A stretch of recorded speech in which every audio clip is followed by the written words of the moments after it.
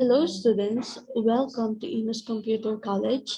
I am Miss Joyce Bislatar, your lecturer in Learning Skills 3.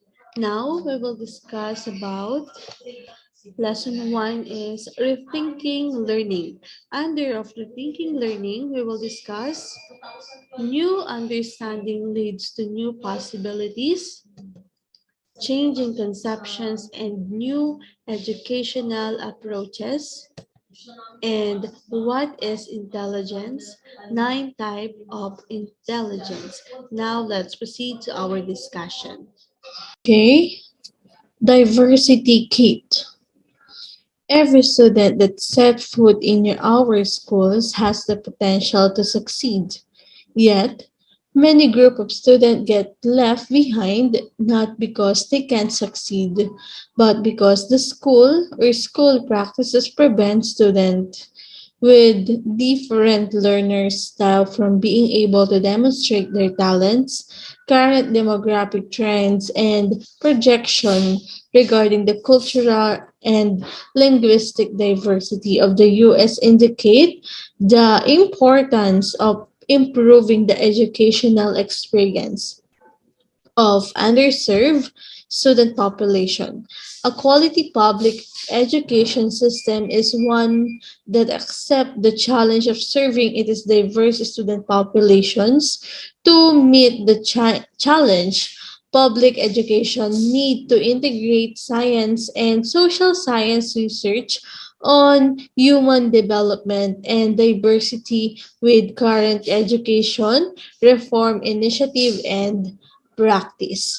The Diversity Kit, an introduced resource for social change in education, strive to address this challenge. It is an invitation to educators all at all levels, policymakers, and communities to examine their beliefs, perception, behavior, and educational practices with respect to diversity in education. It is meant to be a springboard or starting point for further discussions that we hope will take in classroom, teacher launch, schools, state and district offices of education, college of education, and communities at large. We believe that diversity kit is needed now more than ever. In the past, the task of teaching was less complicated. School had their way of delivering instruction, and students were expected to adapt to them in order to get as much as they could from their education. Today, teachers face a variety of new challenges, society expectation from achievement in education, changing communication demographics, and school reform initiative placed with the new demand on teachers' demand for versatility, flexibility, and the creativity. If a student in the past were expected to change to fit the school, now and there is now an understanding that school and teacher must change to meet the needs of the students. Okay? So when you say diversity kit, yung differences. Okay, in short, the differences or the different. Syempre, sabi dito, kapag ang estudyante ay gustong mag-aral, of course, kaya sila nag-aral kasi gusto nilang makapag-succeed or mag-success sa mga susunod pang panahon. Now, sabi din dito sa ating modules or sa binasa ko, hindi lahat ng estudyante ay patungo or magkakaroon ng successful life sa susunod or after nilang mag-aral. Maraming nangyayari habang nag-aaral ka. Maraming posibleng maging struggles mo, trials mo while you're entering your school. Now, maraming differences na kinakaharap ang isang tao. Sabi dito is the beliefs, perception, behavior. Okay? Kasi hindi naman lahat ng tao ay pare-pareho ng paniniwala sa buhay, pananaw sa buhay, ugali. Unang-una na doon yung ugali. So as a teacher, kung 50, I have a 50 students, 50 person or people ang kaharap ko. Now, kailangan maging 50 din ang 50, count sa 50, yung ugaling meron ako or kaya kong i-handle sa sarili ko. Of course, why? Siyempre, sabi nga dito, iba-iba ang paniniwala ng bawat estudyante. As a teacher, kailangan yung paniniwala nila ay irespeto mo.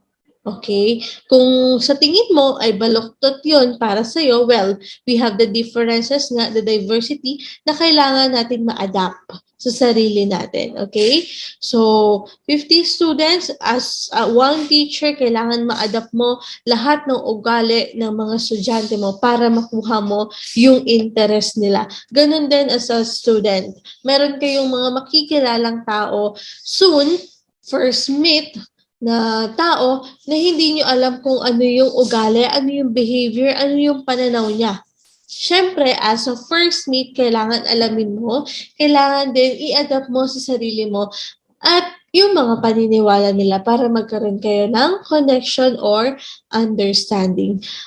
Paniwalaan natin yung mga differences ng bawat isa. That is diversity kit. Now, let's proceed.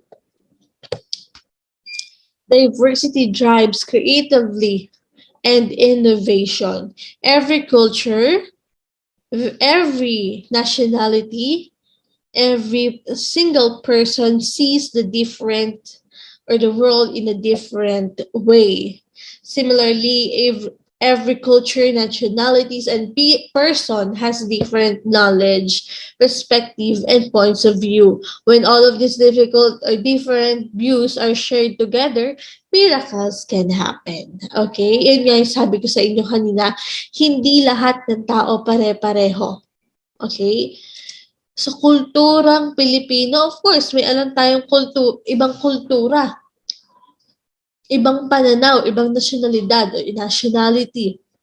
Diba? When we meet a person with different nationality, iba agad yung pananaw natin sa kanila. Iba agad yung iniisip natin sa kanila. So, sa culture or sa kultura meron sila. Even hindi na nga tayo mag-proceed sa nationality, sa kultura pa lang, di ba? Kultura nating mga Pilipino. Sa bawat lugar, may mga kultura. Ngayon, kapag pupunta ka sa lugar nila, syempre, kailangan mong i-absorb, kailangan mong intindihin yung difference ng mga tao doon at different mo sa kinalakihan. So, doon pa lang, nagda-diverse ka na. May innovation kasi tayong tinatawag. Okay? So, nationality, yung mga different knowledge or perspective and then point of view. Sabi nga dito, kapag naunawaan natin ang pagkakaiba-iba ng bawat tao at tutulong tayo or mag-share tayo ng mga informations or knowledge natin with an open mind, miracles can happen. Magkakaroon kayo ng pagkakaunawaan sa bawat isa. Okay, that is diversity drives creativity and innovation. Creativity and innovation. So let's proceed. Diversity brings in new ideas and experiences, and people can learn from each other, of course. Bringing in different ideas and perspective leads to better problem solving. Working in diverse team opens dialogue and promotes creativity. The value of diversity is true for our culture too. Okay, diversity brings in new ideas and experiences, and people can learn from each other. So, like for example, magkaiba kayo ng religion.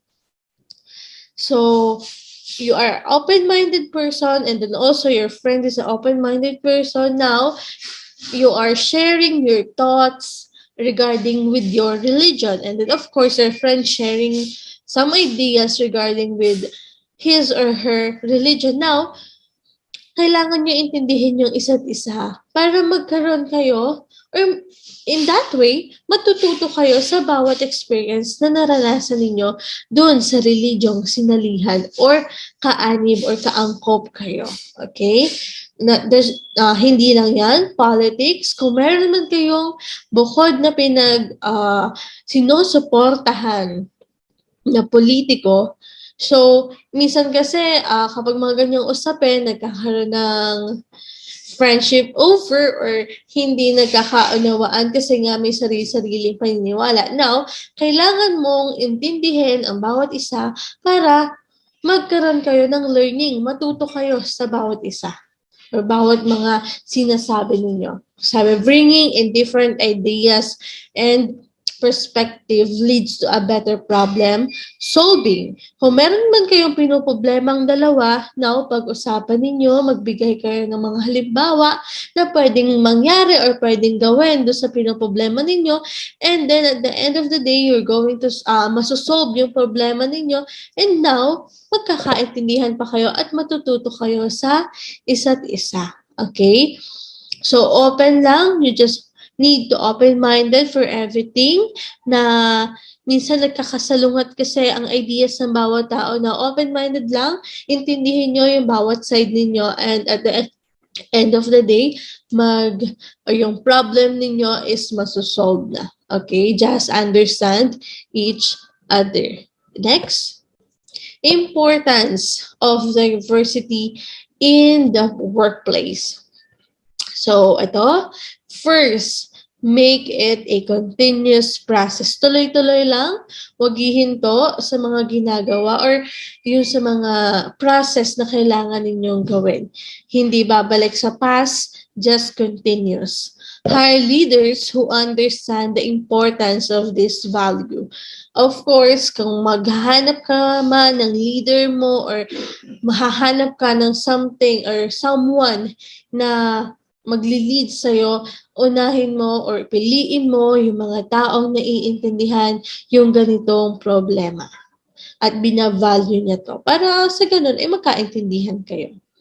Next, always keep an open-minded. As I said kanina, kailangan open-minded tayo sa lahat ng bagay para hindi tayo nagiging makitid na tao. Hindi natin pinuputol yung learning natin. Kasi once na pinutol na natin yung ayaw na nating matutunan yung mga ganitong bagay kasi hindi tayo interesado, hindi mo yan matututunan. Okay?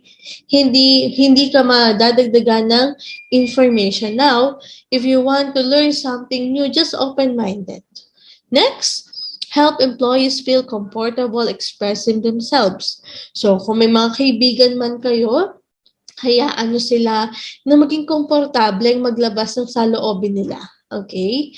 Next, invite diversity of discussions, have a safe space for people's belief, and create flexible mandatory holidays. So this is our just for workplace. Now, if you're adapting to yourself, kailangan maglagay ka sa sarili mo ng space para sa mga paniniwala ng iba't ibang tao. Kung ano man yung paniniwala nila at parang against ka doon, well, respect their beliefs in life, perspectives in life. Now, kapag ginawa mo yun sa kanila, ibabalik nila yun sa'yo. Irerespeto ka rin nila. Okay? So those are ang mga importante or importance of having diversity in the workplace. Okay? Tandaan yung 7 yan. Makakatulong po sa inyo yan. Next. Rethinking and learning and development. Human development refers to the way that people change over time. We no longer speak strictly from child development as if it were only in the childhood that human beings develop intellectually, emotionally, socially, and morally. We know that development in all of these areas continues throughout a person's life, hence the term human development. In this section of Diversity Kit, we explore how different fields of study perceive human development and learning.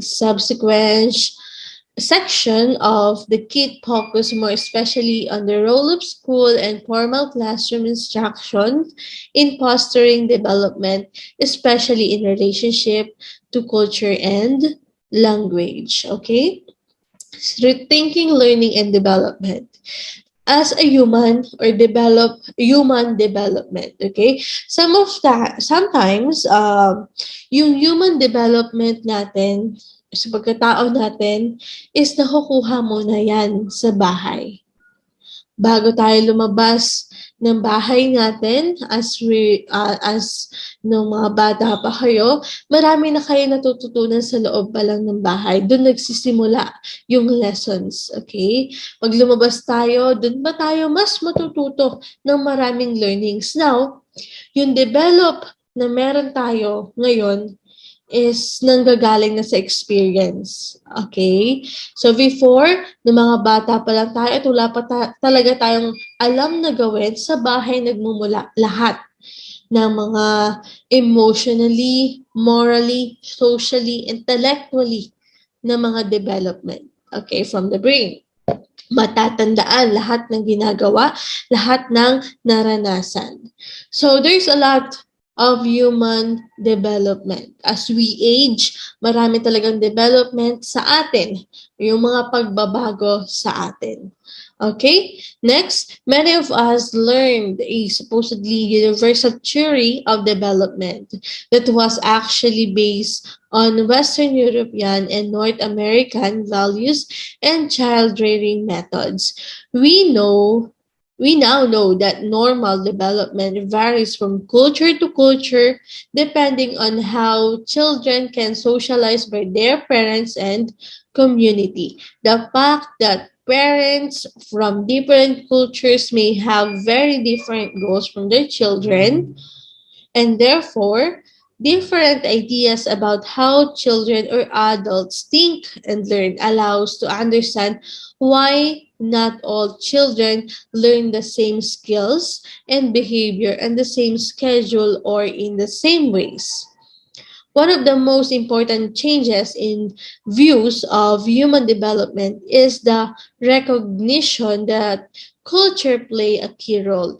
For the reason, we have devoted an entire component of this kit to the topic of culture. So, yeah, based on my sabi nasa ko, this is about child rearing method. Okay?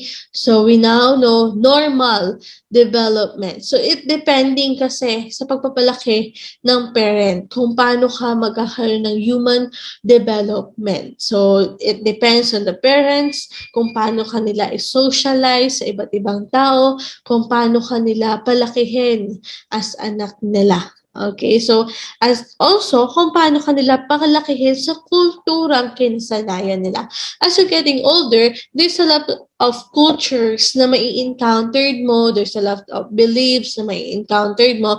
Well, this is diversity. So there's a lot of different cultures, beliefs, and now it is hahasain niya yon yung development mo. Yung pag-absorb mo sa bawat differences as a human. Okay? Doon pa lang, sa paghahasa na yun, mas matututo ka, mas maraming learnings ang maiintindihan mo at malalaman mo. Okay? So, yung culture na kinasanayan mo dati, at parang napansin mo yung development mo ngayon, ay kaya mo nang makisalamuha sa iba't ibang kultura. Now, you got a development. Nag-develop ka as a human. Yung mga learnings mo before, mas dumami ngayon. Alright? Now, all learning is conceptual.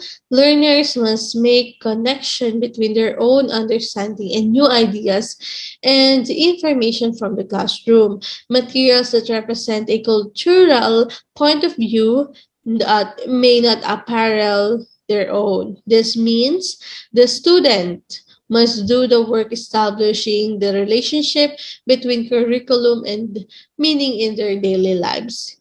Even when students are learning by observing expert models or practicing in traditional teacher-directed instructional programs, they are actively constructing their own meaning. Okay? So, as a student, there's a lot of learnings pa sa mga susunod na malalaman mo, mga informations na magigain mo at malalaman mo that will help you as a student, as a person na at alam mong makakatulong sa iyo ito.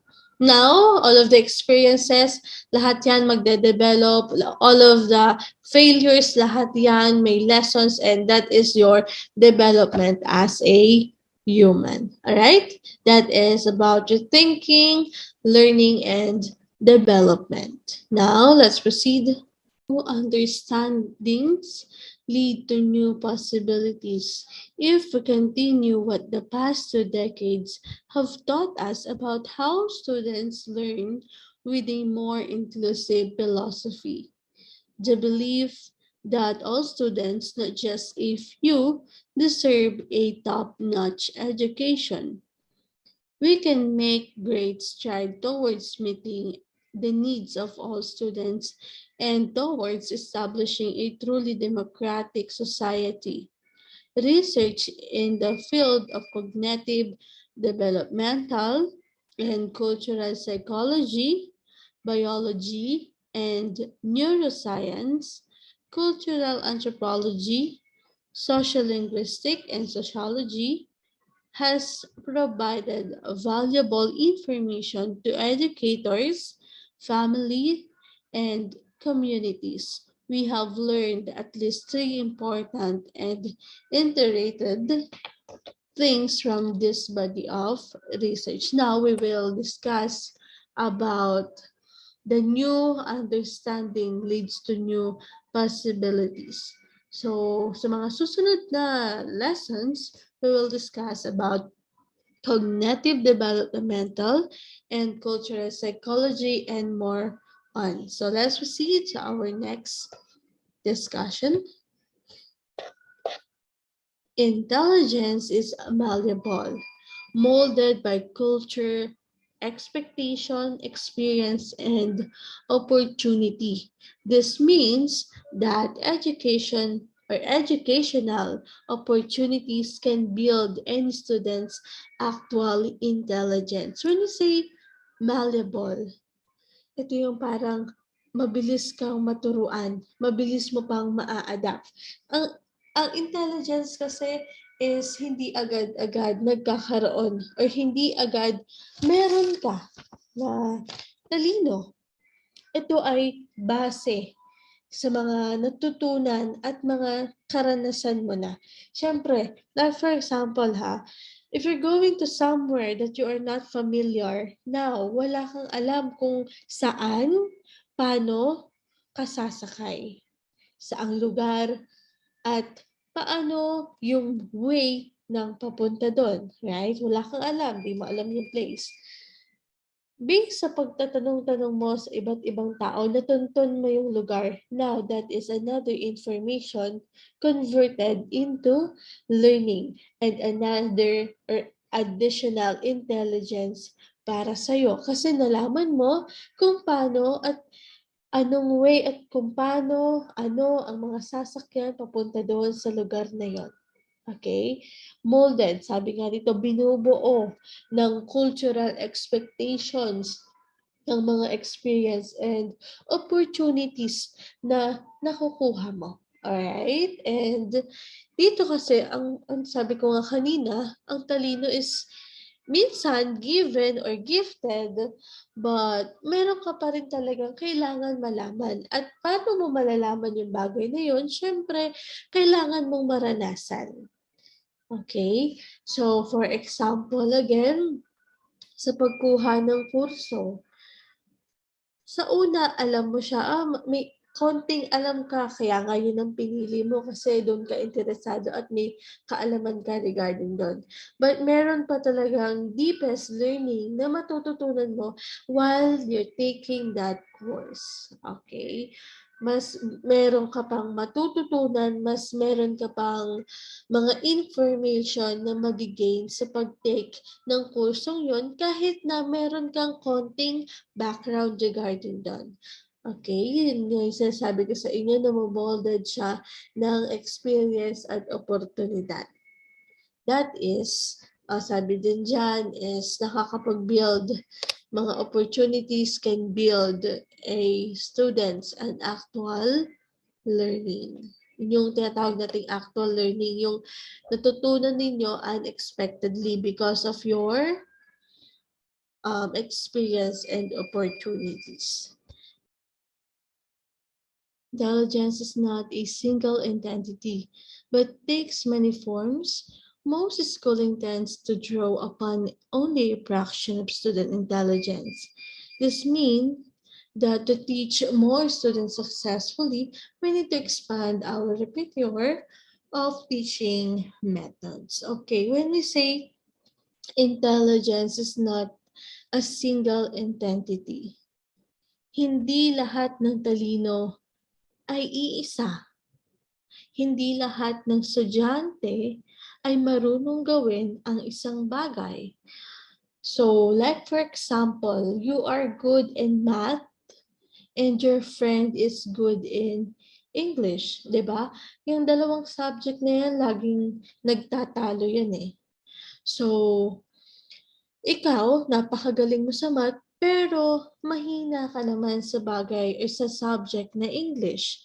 Yung kaibigan mo naman, magaling sa English, pero sobrang hina naman pagdating sa mathematics. Yun yung gustong iparating ng sentence na to, na hindi lahat ng intelligence ng isang tao ay iisa.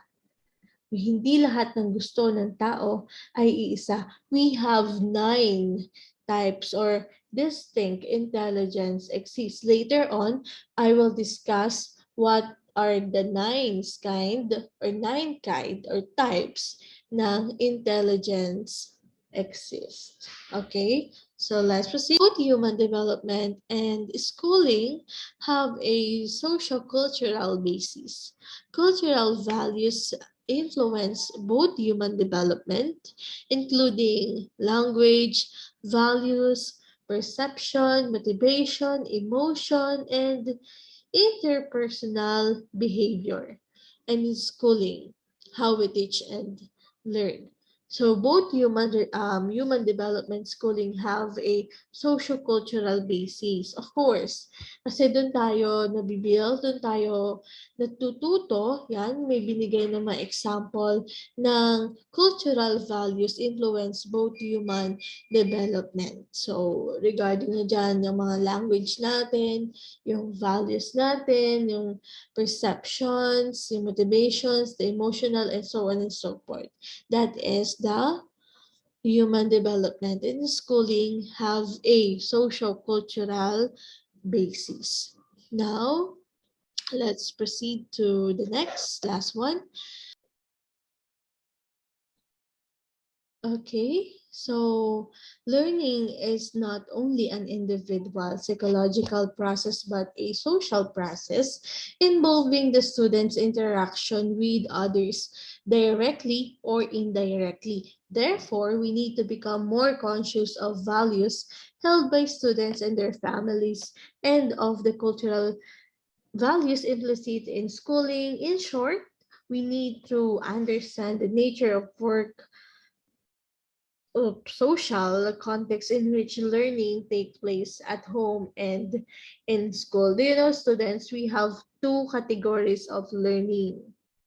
We have individual learning and we have social process. Ang social process kung tawagin din natin, pwede din siyang tawaging social learning. Okay? Dalawang categories yan, tandaan nyo.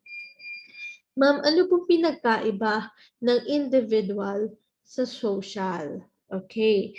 So, based doon sa nabasa ko, ang individual learning daw, it's the individual learner who profits from experience. From the root word individual, sarili. Okay? Matututo tayo sa sarili natin. Natutunan natin gawin ang pagbili or pagsakay papunta sa ganitong lugar dahil sa sarili nating experience. Hindi tayo nagpaturo sa ibang tao. Hindi tayo nag-Google Map or whatever. Hindi tayo humingi ng impormasyon sa ibang tao para makapunta sa lugar na first time nating mapuntahan. That is individual. Okay? Yung tayo mismo ang natuto base sa sarili nating karanasan. Ma'am, ano naman po ang social process? When we say social process, that is learning is not purely behavioral, but instead cognitive process po siya na nagtitakes ng social context. It is why learners prepare to learn in a group, which interchange of knowledge and perspective creates new knowledge personal to individual learners. So when we say naman na social, from the root word social, maramihan. By group tayo natututo. By friends tayo nakakakuha ng ideas or information. So that's why nagawa natin yung bagay na yon dahil tinuruan tayo. Nakapag-accounting tayo or nakasagot tayo ng accounting dahil tinuruan tayo. Nakapag-solve tayo ng problema dahil tinulungan tayo. Yun yung difference ng dalawang categories ng learning na yan. Yung isa, sinarili mong malaman o sagutan yung bagay na pinoproblema mo. At yung isa naman, kailangan mo na ibang tao or group para masolusyonan yung problemang kinakaharap mo. That is the difference between the two categories. Okay? Next tayo. Changing conceptions in new educational. Historical, the apprenticeship model that is learning from people who know more has dominated education. This model worked well for the agricultural societies of previous centuries and remain valid for today. Having been investigated cross-culturally by researchers in recent years, the Industrial Revolutions altered process of education, however, and introduced what has been characterized as the factor model of education, a one-size-fits-all approach that aims to provide widespread and cost-effective education in large numbers of citizens. So let's proceed. What is intelligence? Ano nga ba ang intelligence? Base here, the view of intelligence as a single construct that can be measured by verbal and mathematical items on a paper and pencil test has been deeply questioned in the past few decades. The schooling places an inordinately have value on verbal and mathematical knowledge and skills.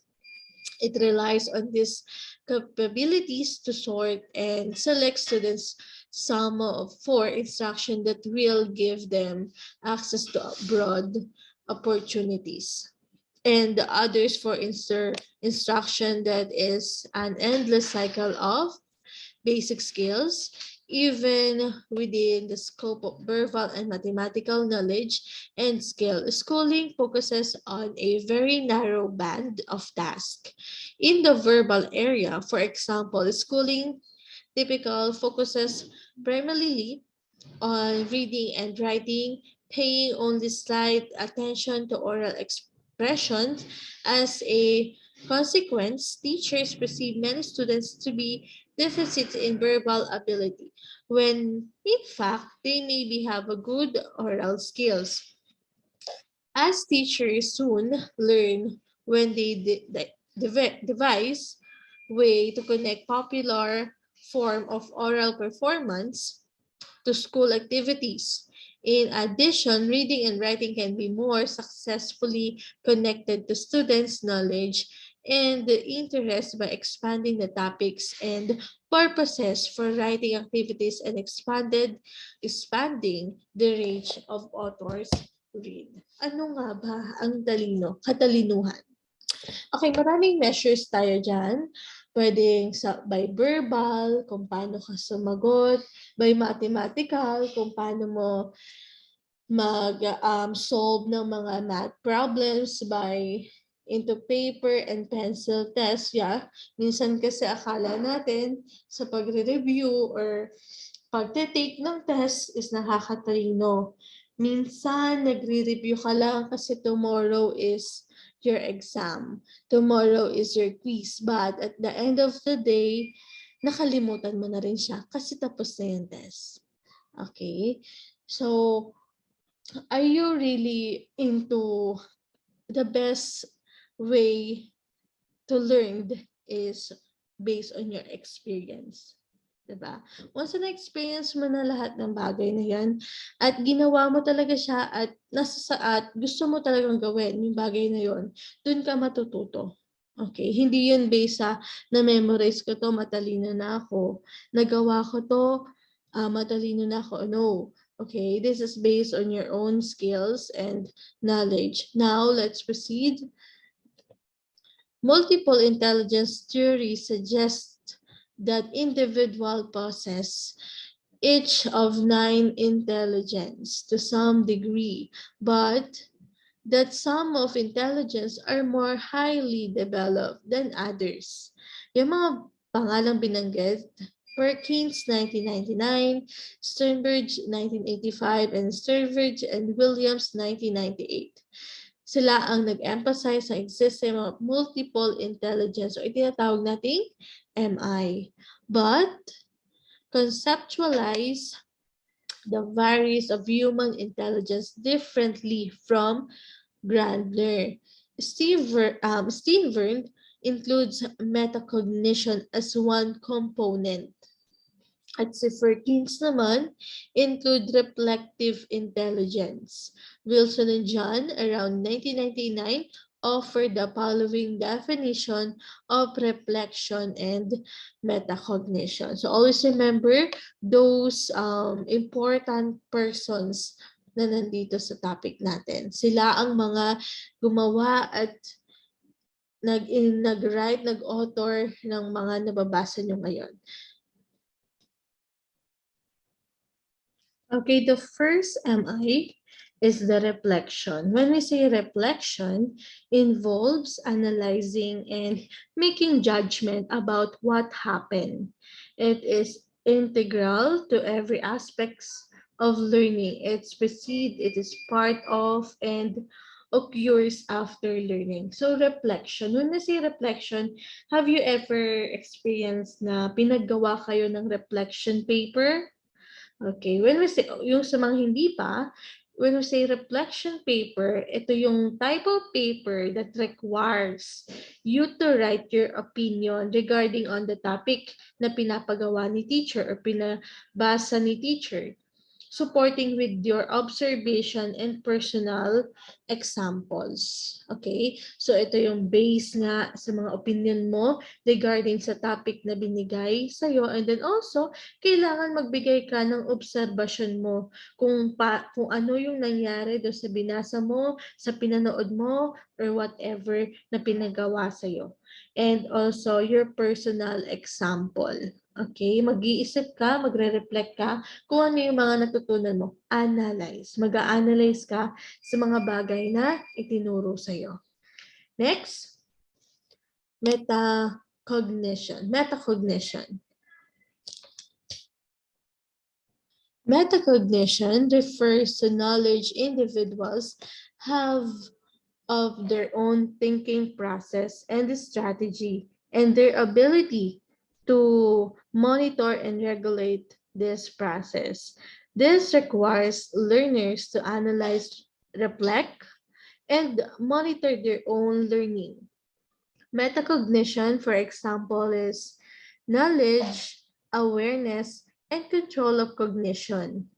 Is an outcome of conscious reflection. Metacognition is a part of reflection, students, okay? So, why metacognition is important? So, based on what I read, this is a process of thinking about thinking.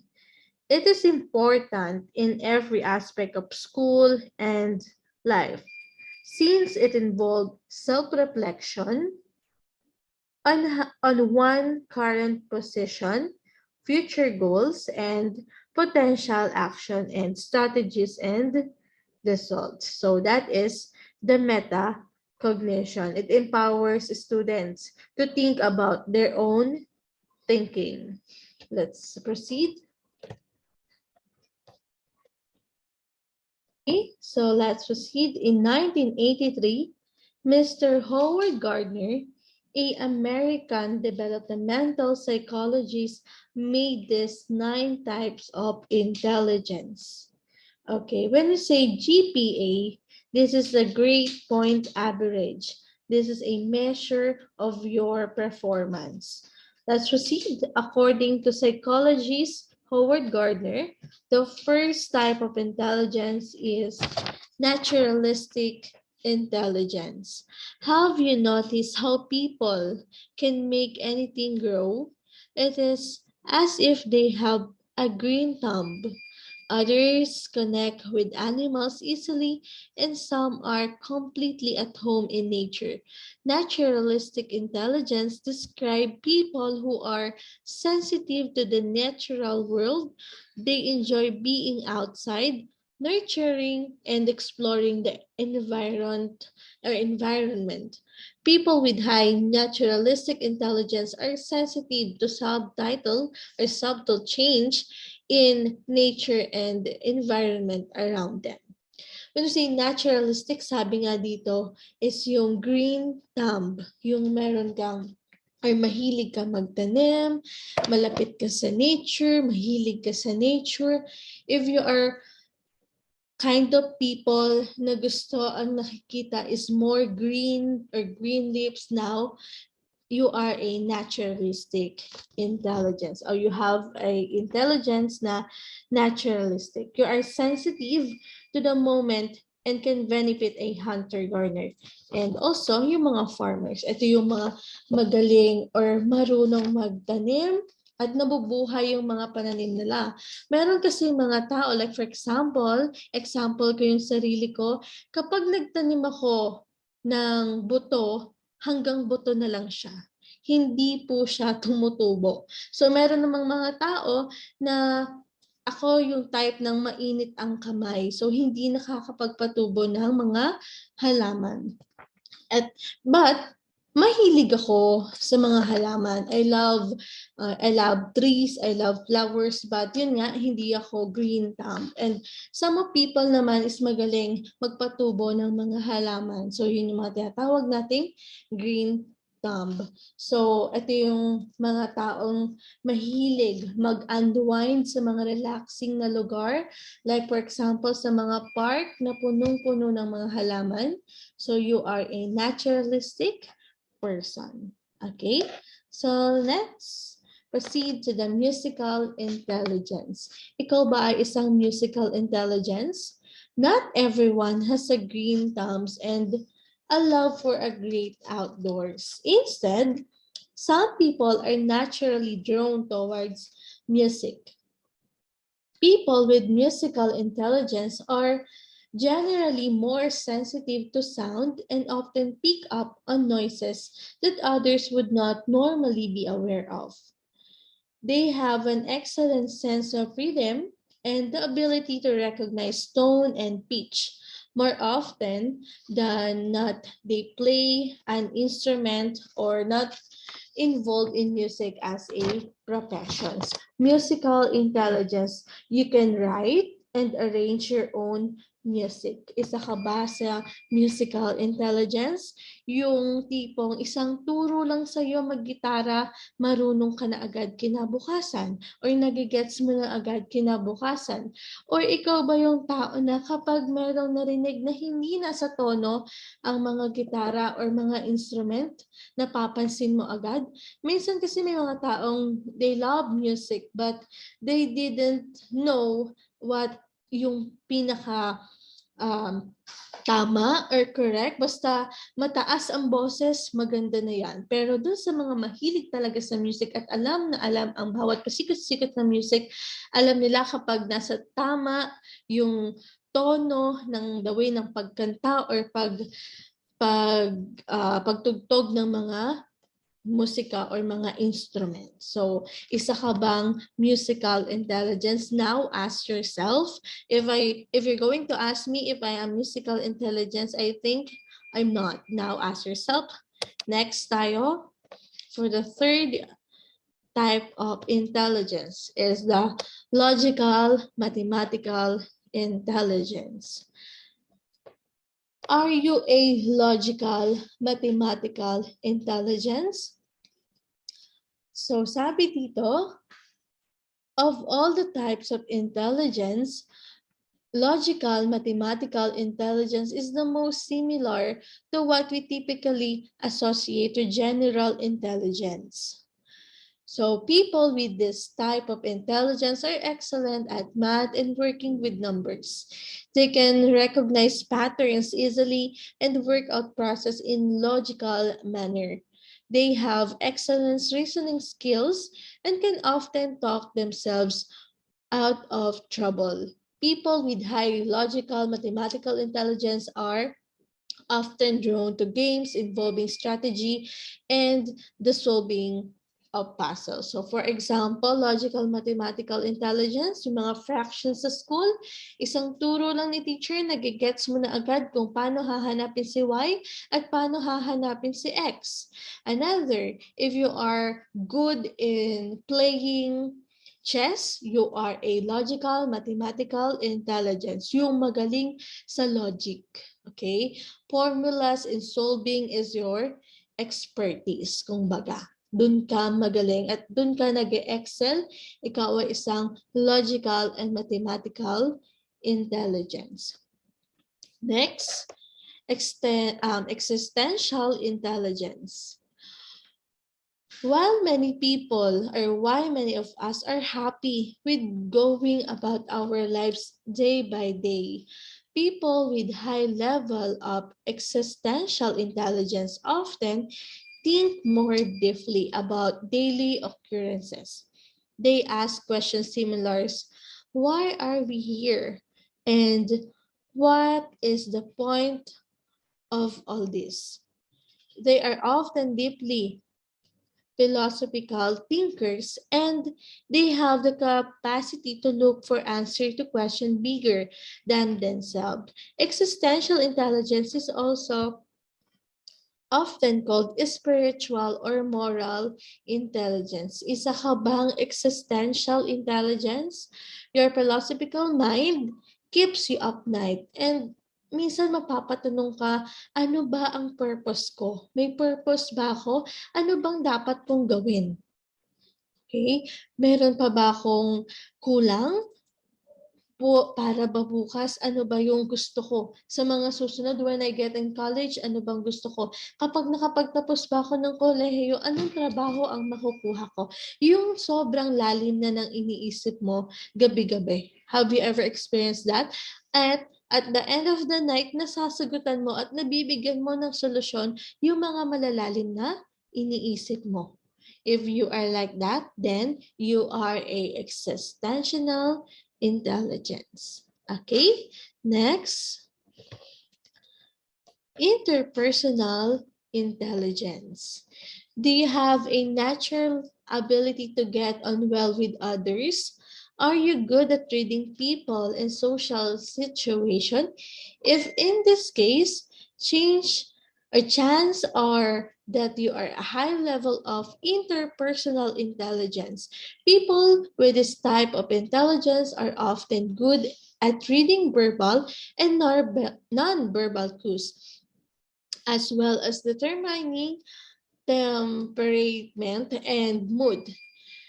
They feel empathy easily. Often, this type of intelligence can be found in leaders, political, social workers, life coaches, and psychologists. Are you a interpersonal intelligence, ito yung madaling makausap, madaling magbigay ng advice, at madaling maka-get well or madaling maka-close sa iba't ibang tao. Yung tipong first meet nyo palang akala nyo taon na yung pinagsamahan ninyo dahil sa dinami-dami ng kwentuhan na meron kayo at pinagsamahan nyo ng konting oras, okay? So you are a interpersonal kung mabilis kang ma-attach sa isang tao. Mabilis mong makuha at mabilis niyang makuha yung loob mo. So may mga examples na binigay dito, the leaders. Siyempre, paano ka pagkakatiwalaan ng ibang tao kung hindi nila nakikita yung interpersonal na identity mo or intelligence mo. Siyempre, another politicians, paano ka mananalo dyan kung hindi ka marunong makisalamuha sa isang tao?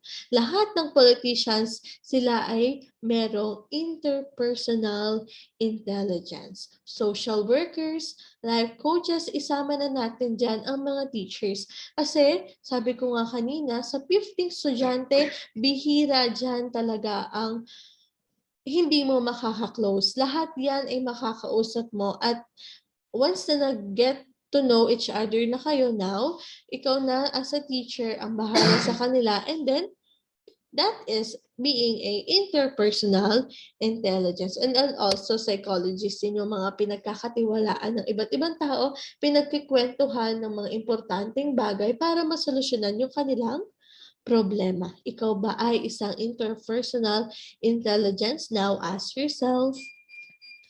Number 6, linguistic intelligence. Okay. When we say linguistic intelligence, linguistic intelligence is a type of intelligence that is most commonly shared by humans. It involves our ability to think in words and use these words to make oneself understood. People with high linguistic intelligence are very good at putting their feelings and thoughts into words in order to make others understand them. They are drawn to activities such as reading, writing, and public speaking. So when we say linguistic intelligence, this is a type of person who are easily understand, pick up subtitles, differences in words.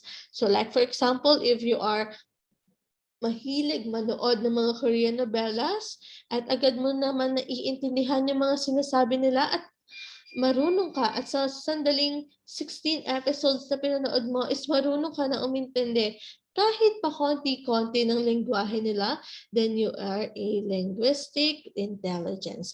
At yung mga mahilig magbasa ng books, pocket books, Wattpad, or ebook, or whatever, at naiintindihan mo yung feelings kahit binabasa mo lang. May mga ganyan.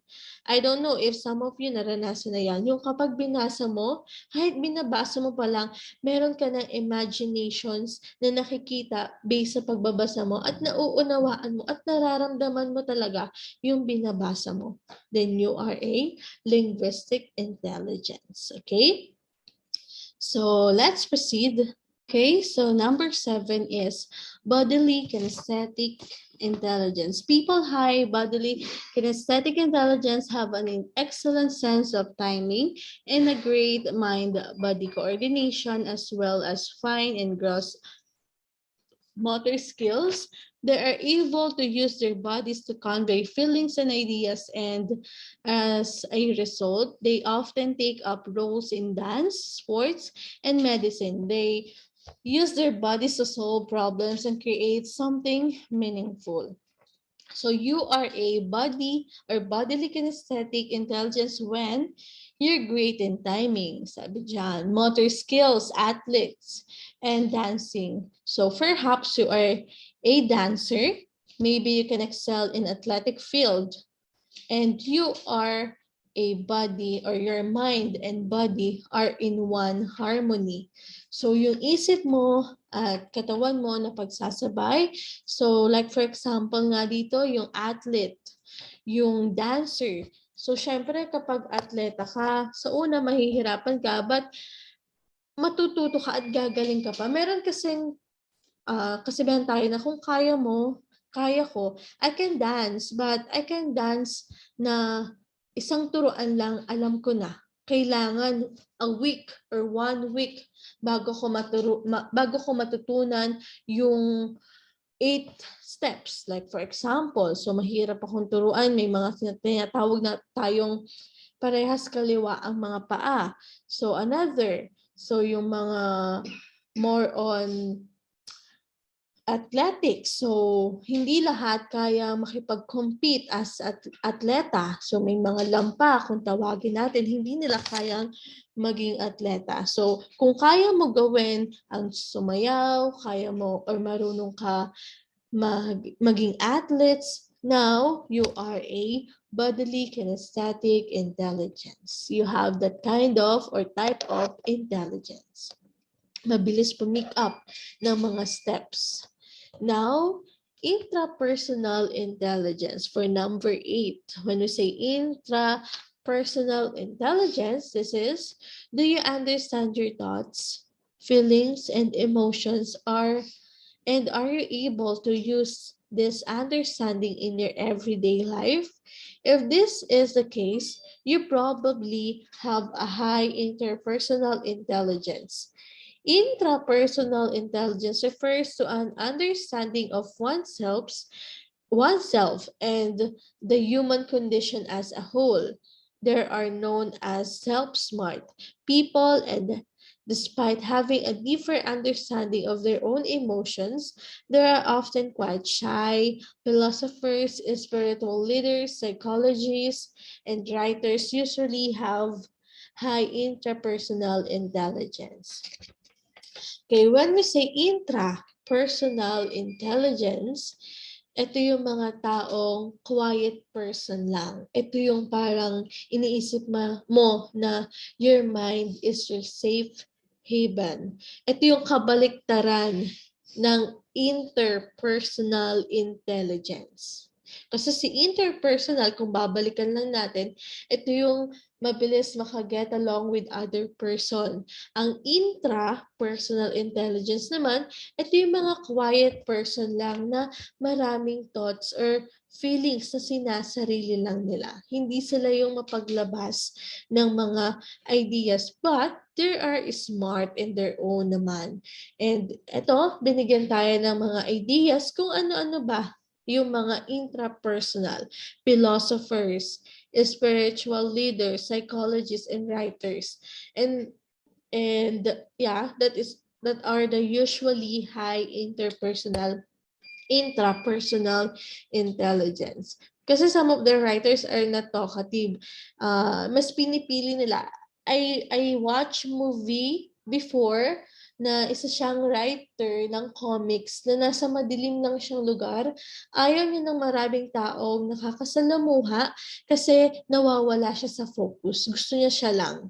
At pag mag-isa lang siya, nakakagawa siya ng maraming comics. Unlike ng maraming tao na pupustrate siya, na didistract siya sa magulo at crowded na tao. Yan ang mga intrapersonal intelligence. Now, are you a intrapersonal intelligence?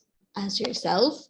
And the last, but not the least of 9 types of intelligence is spatial intelligence or spital intelligence. Spital intelligence is defined as the ability to consider things in 3 dimensions. People with high spital intelligence are generally very creative and usually have a vivid imagination, high artistic ability, and excellent spatial reasoning. These people are often referred to as picture smart and can be found in professions such as architecture, design, and map reading. So spatial intelligence. Ito yung mga great with directions, great with puzzles, mga artistic, at saka yung mga mahilig mag-imagination or mahilig sa mga imahinasyon. So, yun yung mga tao na kapag iniisip mo pa lang, parang may result na.